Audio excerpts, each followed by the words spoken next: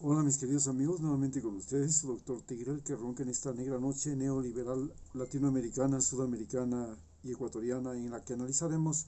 cómo la crisis sanitaria de Ecuador afecta a Lasso y Arauz en las elecciones.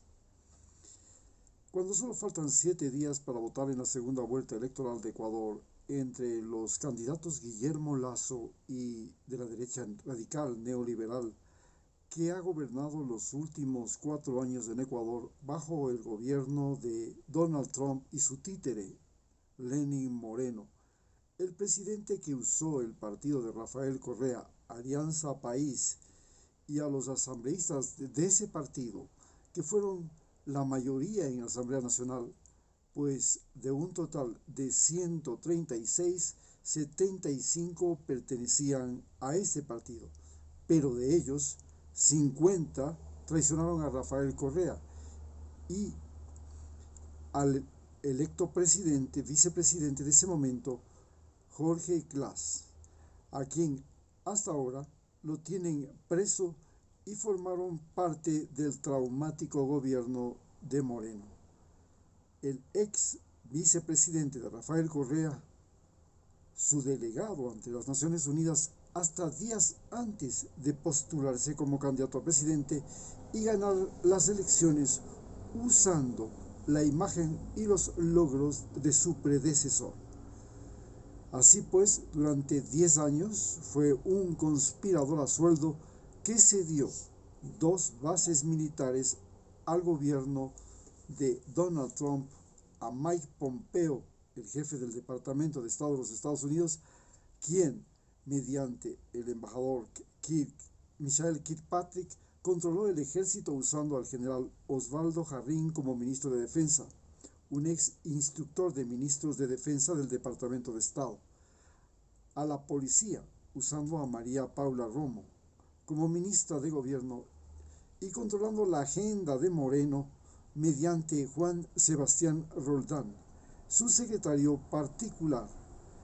ambos del partido Ruptura 25 de la Universidad San Francisco, la universidad que acoge como profesores de preferencia a los PhD graduados en Estados Unidos. Además, Pompeo, Mike Pompeo, logró que Moreno entregara a Julian Assange, el perseguido político por el gobierno americano más famoso del mundo, que se refugió en la Embajada de Ecuador en Londres. Al día siguiente de posesionarse como presidente, adoptó el plan de gobierno de su rival en las elecciones, Guillermo Lasso, y del Fondo Monetario Internacional. De inmediato, se reunió con los banqueros que pasaron a ser los dueños de la economía nacional durante estos 4 años, ganando como nunca, tanto así que Lasso ganó en el gobierno de Moreno cifras que iban en aumento a pesar de la crisis deflacionaria que tuvo y toda la crisis que de estos 4 años. Además, ganó también en el feriado de 1999, como recordamos, en que fue superministro de Economía de Yamil Mawad y tuvo utilidades sobre 30 millones de dólares, según la Superintendencia de Compañías de Panamá, donde llegó a tener 49 empresas offshore para lavar dinero, mientras 3 millones de ecuatorianos emigraban por la pobreza luego de que el coronel Lucio Gutiérrez lo nombrara además embajador comercial itinerante, y este gobierno, además de pagarle sus viajes, le pagó los pagarés que compró a precio de gallina enferma a los desesperados ecuatorianos que perdieron sus ahorros en los bancos quebrados. Los gobiernos en los que participó Guillermo Lasso fueron depuestos mediante levantamientos populares en el año 2002 y en el año 2005. En la pandemia ganó más que en los años precedentes, 6 millones de dólares, según nos lo revela el Servicio de Rentas Internas de Ecuador, y a pesar de que miles de ecuatorianos morían y millones perdían su forma de subsistencia,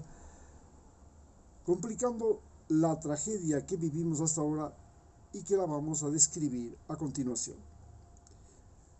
La pandemia en Ecuador tiene como particularidad la espectacular llegada a Guayaquil, la cuarentena desde el 16 de marzo, el distanciamiento social que lleva un año, la crisis de movilidad que descalabró la economía, el problema de las aglomeraciones que fue inevitable, pues el desempleo que venía desde el año 2017 en que asumió Moreno se complicó con las medidas del Fondo Monetario Internacional en el año 2019 que llevaron a una protesta nacional encabezada por Jaime Vargas y Leonidas Issa, dirigentes de la CONAIE, la Confederación de Nacionalidades Indígenas del Ecuador. La crisis obligaba a los más pobres y empobrecidos, a los endeudados antes de la pandemia, a salir a la calle, a buscar mediante el comercio informal el sustento diario. Pero con la pandemia esto se hizo incontenible, al igual que la emigración del país, y pasamos a ser parte de las caravanas que desde Honduras avanzan hacia los Estados Unidos, como lo vimos la semana pasada, cuando dos niñas de 3 y 5 años fueron arrojadas por personas que les ayudaron a superar el muro de Trump entre México y Nuevo México. La pandemia luego multiplicó las víctimas en Quito cuando vinieron las lluvias. Esto se debe fundamentalmente a que en Quito las personas que tenían enfermedades previas, como tratamientos de cáncer, diabetes e hipertensión, que se volvieron patologías muy comunes en la población de Ecuador, sobre todo en las personas de más de 40 años, debido a décadas de grandes cambios en la movilidad humana, cada día más motorizada, y a los grandes cambios en las dietas y comidas rápidas o preparadas, que tienen la particularidad de ser hipercalóricas e hipergrasas. A estos fenómenos físicos y corporales se les sumó el uso del espacio físico, pues en Guayaquil y la costa el crecimiento de los barrios miseria, producto de invasiones que se detuvo en algo durante el gobierno de Correa, retornaron como barrios y casas de madera y hojalata sin agua, canalización, recolección de basura, con hacinamiento, como focos de violencia que reúnen a más gente cuando viene la lluvia en esas casuchas, produciendo una fácil propagación. En Quito, la ciudad se llenó por décadas de aire contaminado por los gases de los autos, las fábricas y las cocinas de combustión que a 2.850 metros sobre el nivel del mar, donde hay menos concentración de oxígeno, sumado el frío y la humedad por las lluvias frecuentes en ciertos meses, facilitaron las complicaciones respiratorias. La capital tiene el 40% del parque automotriz del país. Los autos son más importantes que las personas y son la mayor vitrina de la vanidad y el estatus social en esta ciudad. Esta superabundancia de vehículos, a su vez, se traducen en sedentarismo,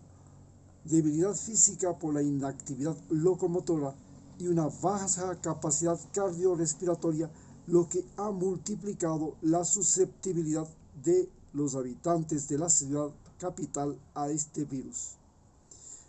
La pandemia, la cuarentena y el distanciamiento social fueron posibles porque fue una medida sanitaria recomendada por la Organización Mundial de la Salud los medios de comunicación globales como la Internet, la televisión satelital, los medios locales, la comunicación por celular, que fueron los mecanismos que permitieron la educación, el trabajo en casa, hasta las compras y ventas a domicilio. La pandemia desencadenó una revolución en la conducta social, en las comunicaciones, en la fabricación de vacunas, así como en el uso de pruebas y exámenes para reconocer enfermedades, detectar lo que significa en realidad las enfermedades previas, la construcción de viviendas, la ocupación y uso del espacio físico, de la casa, el barrio, el transporte, pero además reconsideró la vida familiar, el trato humano, la violencia intrafamiliar, la violencia social, que son la nueva pandemia junto con el alcoholismo, las drogas y la insensibilidad al dolor, la pobreza, el sufrimiento e incluso la muerte por lo frecuente que se han vuelto. La pandemia nos hizo comprender la importancia del presidente, del orden social o lo que llamamos la política.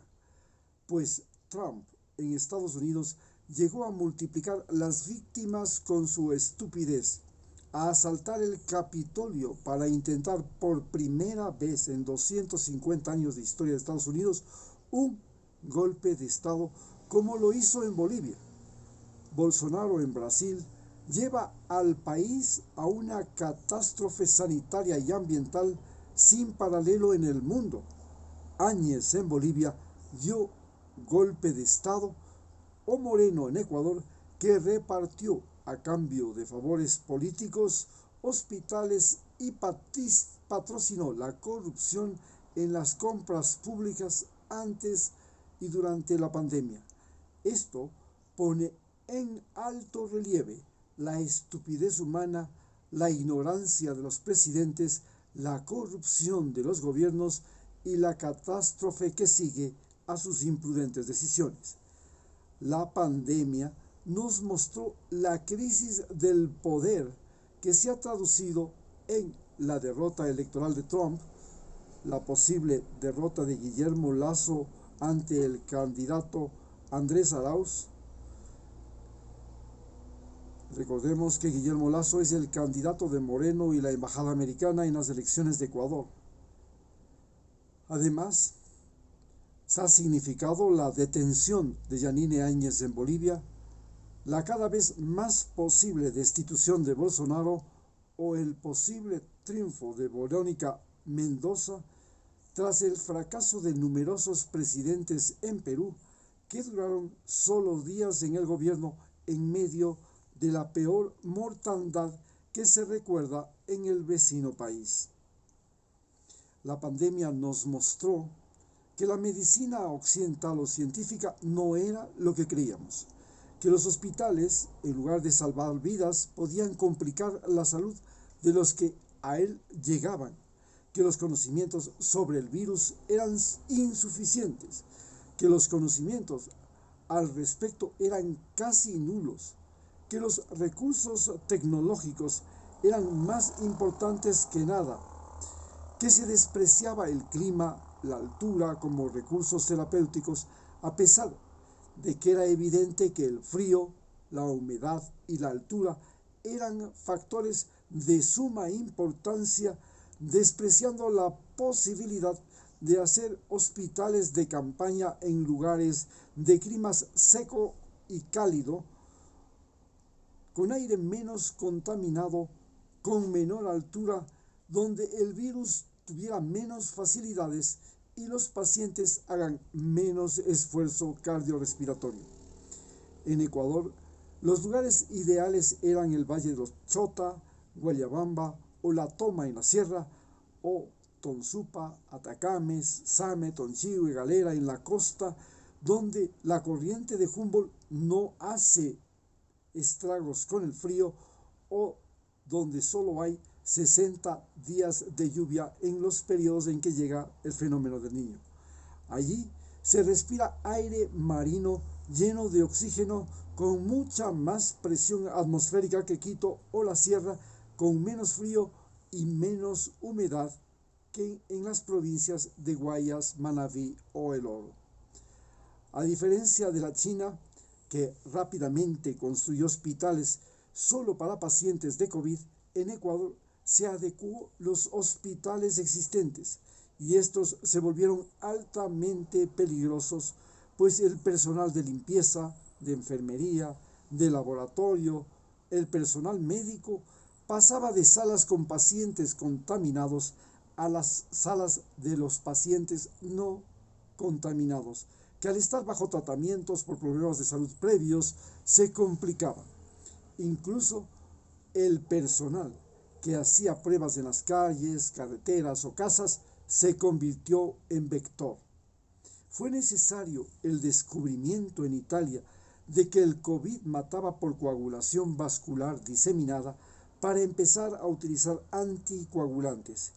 Esto nos permitió recordar que la gripe española de 1917 popularizó el uso de la aspirina, que fue el medicamento que aliviaba las fiebres y casualmente, sin saberlo entonces, ayudó a evitar la coagulación vascular, que al parecer era también como mataba aquel coronavirus.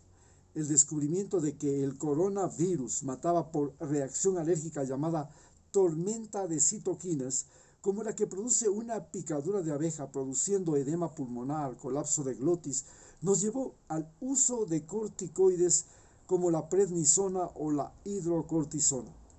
El uso primero de la sangre total y luego del plasma de pacientes curados llevó a los anticuerpos sintéticos mediante clonación llamados anticuerpos monoclonales. El uso de unidades de cuidados intensivos y respiradores pasó primero por el error de usar concentraciones altas de oxígeno como las que se usan en anestesia, que quemaban los pulmones, por lo que en Brasil se descubrió que usando menor concentración de oxígeno y la intubación pulmonar en lugar de la endotraqueal y poniendo a los pacientes de lado o boca abajo, se conseguían mejores resultados. Pero el abastecimiento de oxígeno se volvió un problema en América Latina. Luego se comenzó a usar los retrovirales, como el Remdesivir, usado en el ébola, que no tenía resultados esperados, solo reducía el tiempo del tratamiento, pero era demasiado caro. Así que Rusia inventó el Avifir, un retroviral muy barato que tiene mucho más éxito, pero el monopolio de los laboratorios oficiales lo desprecian para evitar la invasión rusa al mercado de medicamentos. Finalmente, las posibilidades de conseguir y usar recursos terapéuticos se volvió difícil, al igual que el usar plantas medicinales como el tabaco, que libró a los indígenas de la Amazonía de la gripe española, o de la guabiduca, una piperácea de los Andes, así como otras plantas que fueron despreciadas, pues no existe el derecho de patente para el uso de plantas medicinales, lo que hace que no sea un negocio muy atractivo para las empresas farmacéuticas que fabrican fármacos o vacunas. Las vacunas son ahora la panacea. Estamos en medio de una disputa mundial y nacional por ellas. Aunque 160 empresas y países empezaron en esta carrera, al momento solo 3 vacunas de Estados Unidos, Pfizer, con un problema de que necesita menos 60 grados Celsius en su cadena de frío, o Moderna y Johnson, una rusa como Sputnik 5, o de China como Sinovac, y la de Inglaterra como AstraZeneca, sobre la cual hubo en algún momento dudas, requieren menos frío extremo para su conservación. Mientras tanto, Cuba, que tiene un prestigio en producir vacunas, se apresta a sacar la suya e incluso a usarla para activar el ya popular turismo de salud a la isla. Brasil que está desesperado por la mortalidad que produce la nueva cepa originaria en Manaos, se apresta también a hacer su propia vacuna. El problema está en la eficacia ante las mutaciones de los virus, que poco a poco parece ir creando dificultades a las vacunas. Estas mutaciones, que tienen como origen países desarrollados en un principio como Estados Unidos con la variante de Nueva York o Londres, pero lo que más se teme son las variantes de Brasil, Sudáfrica y Perú. Y si no es posible llegar a los países de población más pobre como India, África o América Latina, estos países pueden ser el origen de nuevas cepas que tengan superresistencia, lo que significa una nueva pandemia, nuevas cuarentenas, distanciamiento y crisis, todo lo que estamos viviendo. La vacunación se ha convertido en una carrera de velocidad contra las variantes que dependen de que el 70% de los seres humanos estén vacunados, es decir, al menos 4.500 millones de personas hasta el fin de año. Para los candidatos Lasso o Arauz, la velocidad con que se logre vacunar el 70% de la población es lo que puede significar la estabilidad en su gobierno. Si esto no es posible